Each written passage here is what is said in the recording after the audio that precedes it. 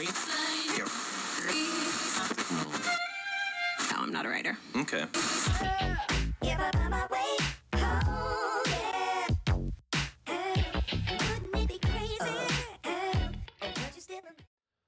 Bonjour à toutes, bonjour à tous, je m'appelle Grégory, GregFitTrail sur Instagram. Je suis très heureux de vous retrouver pour ce deuxième tutoriel consacré au monde des inversions. Alors en résumé du premier, on avait travaillé une petite routine à mettre en place qu'on va revoir, on va rajouter des éléments et on avait commencé à entreapercevoir un Kakasana que j'avais un peu présenté comme une posture permettant d'accéder au monde des inversions, d'accéder au handstand par exemple, ou même d'accéder à Sirsasana.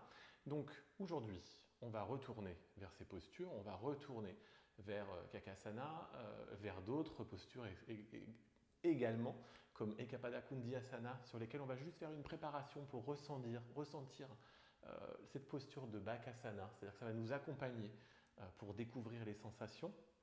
On posera également la tête par terre aujourd'hui pour prendre un peu conscience de la posture sur la tête, juste poser sa tête. On essaiera même de passer de Bakasana à juste poser sa tête, également sur le sol. On pourra pourquoi pas utiliser un mur, mais pour l'instant, ce n'est encore pas complètement nécessaire dans cette pratique du jour. Toujours les mêmes aspects sécuritaires. Attention à l'environnement dans lequel vous pratiquez. Même si on est en Bakasana, que ce n'est pas très haut, qu'on peut poser un petit coussin, on peut quand même rouler sur le côté. Donc, ayez de l'espace autour de vous. Si vous pratiquez à plusieurs, espacez-vous les uns des autres. Attention à vos pieds, quand les pieds bougent, etc. Voilà, ça c'était les consignes sécuritaires. Je vous invite à vous installer. Vous allez venir positionner vos épaules au-dessus de vos poignets. Et ce qui va être nécessaire, c'est de faire des petits mouvements, comme si vos poignets allaient vers l'avant et vers l'arrière. En fait, vos épaules tournent autour de vos mains, on fait des petits cercles, comme si on voulait dessiner un cercle qui passait au bout de vos doigts, et hop, qui revient. Vos épaules tracent un cercle sur le sol en projection. Bien sûr, vous inspirez, vous expirez. La respiration est très importante. On reste sur une respiration normale, sans contrôle. Ensuite, vous allez emmener vos doigts vers l'extérieur. Continuez à tourner. Donc, plus vos poignets sont espacés, plus c'est facile. Plus vos poignets sont serrés, plus l'extension est difficile. Vous ne devez pas éprouver de douleur dans cette situation. Replacez vos genoux si vous êtes trop loin. Si vous avez une douleur, vous écartez un petit peu plus les mains. Le but est vraiment, alors ça va étirer bien sûr, ça peut être un peu tendu au niveau des poignets, mais ça c'est plutôt normal. Et on n'est pas du tout tous l'axe de la même façon au niveau des poignets. Faites juste attention, travaillez avec le ressenti, ça sera très important dans les inversions pour la suite et dans la patience justement nécessaire à l'acquisition de l'équilibre dans l'inversion. On va emmener les doigts vers l'arrière. De la même façon, on peut essayer de continuer à faire des petits cercles de droite vers la gauche. On peut même changer de sens, de la gauche vers la droite. Je tourne, je tourne, je tourne.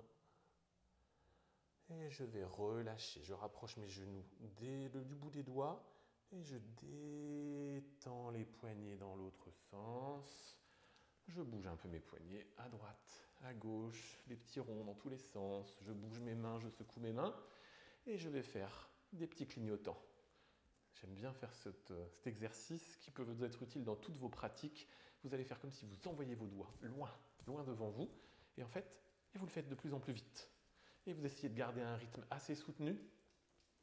Donc surtout, respirez pendant cette pratique. Inspirez et expirez. On va emmener les bras sur le côté. Ensuite, on va emmener les bras vers le ciel, comme si vous étiez en handstand, les bras tendus, les triceps en direction de vos oreilles. On est presque en équilibre sur les mains. Hop, devant.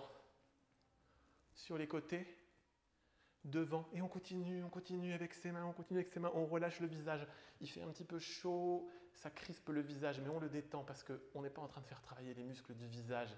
On sourit. Sur le côté, en haut. Allez, devant. Et je relâche. Ok, ça chauffe à fond, c'est normal.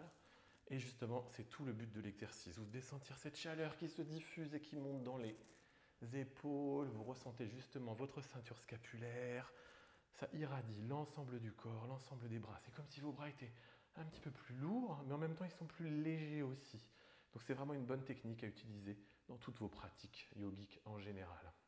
On est toujours sur les poignets, hein, pour information, on est toujours Adho Mukha Svanasana, chien tête en haut, cobra, etc. On est toujours dans des postures appuyées sur les poignets, donc c'est hyper important d'entretenir vos poignets. Et dans le monde des inversions et dans les handstands, faites hyper attention à toute cette articulation-là qui est hyper sollicitée. Vous allez crocheter vos pieds à l'arrière et venir en Adho Mukha Svanasana, chien tête en bas. Passez la tête entre les bras, étirez les bras, étirez les jambes en poussant vos talons vers le sol. Mais surtout, le plus important, c'est d'étirer le haut du corps. Là, on se concentre vraiment sur le haut, la ceinture scapulaire, les bras, les avant-bras, les poignets. Je descends la tête, je descends les aisselles vers le sol. Même si je plie un petit peu les jambes, c'est pas grave. Je monte le sacrum vers le ciel et vers l'arrière. Et je vais faire des vagues. Je me dirige, mes épaules, bras tendus, au-dessus des poignets. Je regarde devant, j'inspire, j'expire, je plie les genoux, je laisse les bras tendus. Et je recule vers l'arrière. Une fois, on va le faire 5 fois. 2 fois, j'expire, j'inspire. J'expire 3 fois. J'inspire. J'expire 4 fois. J'inspire. J'expire 5 fois et j'essaye de descendre encore plus bas les aisselles vers le sol et la tête entre les bras. Je pousse sur les jambes, Adho Mukha Svanasana. Je vais monter la jambe droite vers le ciel. J'inspire, regarde vers l'arrière, regarde vers l'avant. Amène ton genou droit à l'extérieur du coude droit. Inspire, regarde devant. Expire, remonte la jambe. Genou droit, coude gauche à l'extérieur si possible, ou au moins au niveau du genou. Je regarde devant, j'inspire, j'expire. C'est notre petite routine. Je monte la jambe, je reviens, j'amène mon genou vers le menton, je reste. Et je remonte la jambe vers l'arrière. Relâche la tête, repose le pied droit. Monte le pied gauche vers le ciel de la même façon. Cette fois-ci, le genou gauche vient vers le coude gauche à l'extérieur. J'inspire, regarde devant. J'expire, je remonte le pied. Inspire, essaie d'aller à l'extérieur en torsion. Genou gauche, coude droit, regarde devant.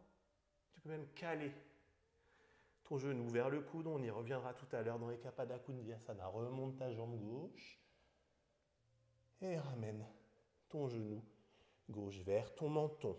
Inspire, tu peux même pousser le genou vers le menton et monter les épaules. Et tu remontes la jambe vers le ciel. Repose le pied gauche à côté du pied droit. Bouge un petit peu les pieds. De chaque côté. Tu vas sauter à l'avant du tapis, en pike, délicatement, juste en pliant légèrement les jambes. Uttanasana, relâche les bras, relâche le corps et la tête, monte les mains vers le ciel, inspire. Expire, main en prière devant le cœur. Tadasana. Tu vas te mettre à l'avant du tapis pour finir notre petite routine avant d'engager notre tutoriel. Les gros orteils se touchent, monte les bras vers le ciel, inspire. Expire, plonge dans l'espace avant. Uttanasana. Relâche la tête, emmène ta jambe droite à l'arrière. Bout des doigts, regarde devant, monte les bras vers le ciel, inspire.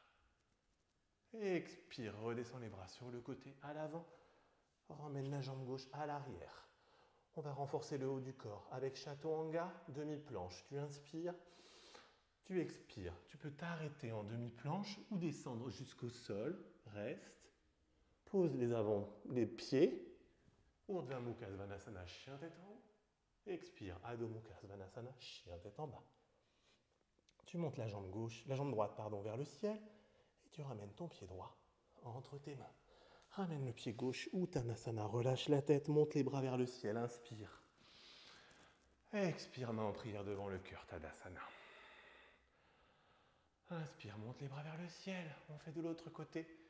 Expire, plonge dans l'espace avant. Relâche le corps, inspire. Emmène la jambe gauche à l'arrière, regarde devant toi, stabilise ton regard, regarde l'espace. nécessaire à l'équilibre. Remonte les bras vers le ciel, inspire. Regarde le ciel, expire, descends les bras de chaque côté. Ramène les mains à l'avant du tapis et emmène ton pied droit à l'arrière en planche. De la même façon, deux options, soit on s'arrête dans chaturanga, soit on descend jusqu'au sol. Inspire, expire, reste. Inspire, pose les coups de pied sur le sol. Urdhva Mukha Svanasana, chien tête en haut, recule tes épaules vers l'arrière, regarde vers le ciel. Expire, chien tête en bas.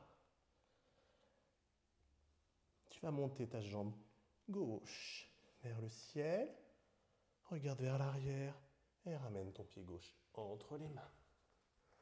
Ramène ton pied droit, relâche le corps, inspire et expire, remonte les bras vers le ciel. Main en prière au-dessus de la tête, main en prière devant le cœur. Tadasana. Dans un premier temps, vous allez juste vous mettre un peu sur vos talons, vous allez venir poser. Alors on va imaginer qu'on va poser le dessus de la tête. Donc c'est une sensibilisation à Sirsasana. Donc on a vraiment le dessus de la tête qui se trouve ici. Donc c'est pas toujours facile de le trouver, hein. Vous pouvez utiliser vos doigts pour trouver cet équilibre. Alors il y a un autre truc qui consiste, alors là on va rire un peu, c'est le cirque, qui consiste à mettre un livre sur la tête et le seul endroit où ça tient, c'est l'endroit où il faut que vous posiez la tête sur le sol. Donc là, la brique, elle est posée à l'endroit où il faut que je pose ma tête. C'est-à-dire que c'est vraiment sur le dessus du crâne, ici. Donc on va juste faire un petit exercice où vous allez venir poser votre tête sur le sol. On ne va pas aller en équilibre, donc ne vous inquiétez pas. Et essayez de ressentir, soit je suis trop loin, soit je suis trop près, soit je suis sur le front. Voilà, on va rester à quatre pattes, laissez vos pieds décrochetés à l'arrière. Et quand vous avez trouvé l'espace, mettez vos mains vers l'arrière. Restez sur la tête. Et vous allez monter vos mains derrière. Crochetez vos index. Essayez de coller vos mains l'une contre l'autre, vos paumes de main, et ouvrez les épaules vers le ciel. On ouvre la ceinture scapulaire, les épaules. Et en même temps, vous regardez entre vos pieds à l'arrière. Ce sera la posture que vous aurez en Sirsasana, c'est-à-dire que quand vous serez sur la tête, vous verrez exactement cette vision du monde. Inspirez. Et là, vous pouvez venir remettre vos mains de chaque côté de votre tête, un peu devant, juste pour ressentir cette sensation. Et d'ailleurs, on va même aller un peu plus loin. Vous allez crocheter vos pieds. Vous allez pousser, tendre les jambes, restez sur le dessus de la tête, ne plus bouger, restez dans cette posture, inspirez. Et expirez, relâchez, redescendez les genoux sur le sol. Ok, relâchez l'ensemble. Venez vous asseoir sur vos talons. Posez la tête en balasana. Emmenez vos mains sur les plantes de pied derrière. Inspirez. Et expirez. On pose les mains à plat, comme si vous étiez un petit peu en sphinx. Vous allez crocheter les pieds, venir vous mettre dans la posture du dauphin. Inspire, regarde devant. Première option, je remonte les bras l'un après l'autre. Adho Mukha Svanasana, chien tête en bas. Deuxième option, je descends les deux bras en même temps. Et je remonte les deux bras en même temps. Ok, ça vous pouvez le faire autant de fois que vous voulez. Alors c'est un peu difficile, je sais, mais ça vous permettra de travailler également Pincha, qui vous permettra d'aller en inversion sur les avant-bras. Je remonte.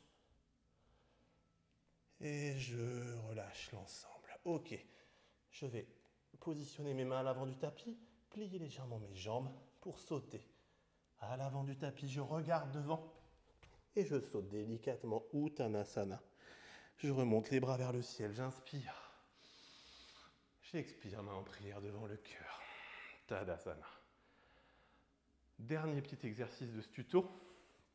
On va reprendre notre Bakasana comme la dernière fois. Donc cette fois-ci, vous pouvez encore une fois utiliser une petite couverture. On va refaire ce qu'on a fait la dernière fois, sauf que cette fois-ci, on va essayer de venir poser la tête. Alors, mettez une couverture, j'en mets pas forcément une.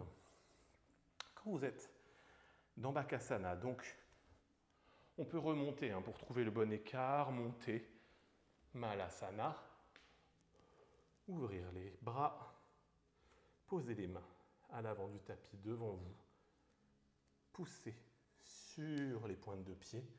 On avait dit force contre force, force dans un sens contre force dans l'autre. Je vais juste transférer le poids du corps vers l'avant. Je regarde vers l'avant, comme si je pouvais pousser le menton vers l'avant, éloigner mon visage du coccyx. Et là, je vais essayer de venir déposer ma tête sur le sol et de rester comme ça. On ne va pas plus loin aujourd'hui, donc pas besoin de mur. Et je reviens.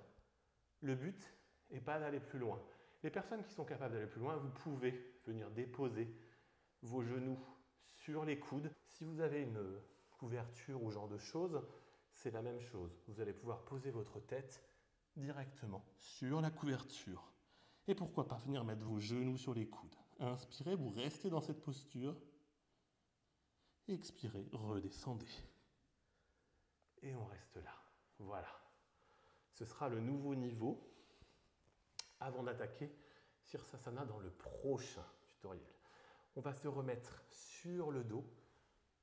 Vous allez monter les jambes vers le ciel pour refaire, comme dans le premier, une chandelle qui sera notre inversion de fin comme précédemment.